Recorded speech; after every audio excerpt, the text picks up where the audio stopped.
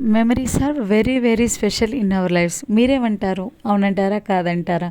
నేనైతే అవుననే అంటాను.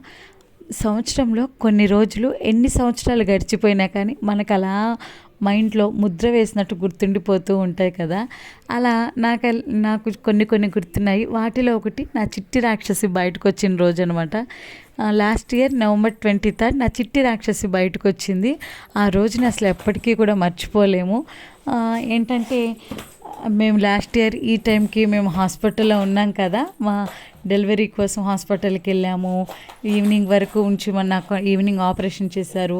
బయటికి తీసిన వెంటనే నాకు పాప అని చెప్పిన వెంటనే ఐ ఫెల్ట్ సో హ్యాపీ. చాలా చాలా హ్యాపీగా ఫీల్ అయ్యాను. అండ్ దెన్ మా ఫ్యామిలీ మెంబర్స్ అందరూ నెక్స్ట్ డే అక్కడికి రావడం, చాలా హ్యాపీగా పాపను చూడడం, మా లిటిల్ ప్రిన్సెస్ మాకు బయటకు వచ్చిందని చెప్పి చాలా హ్యాపీగా ఫీల్ అయ్యాము. ఇంతకీ మీ లైఫ్లో అలాంటి హ్యాపీ మూమెంట్ ఏంటో షేర్ చేసి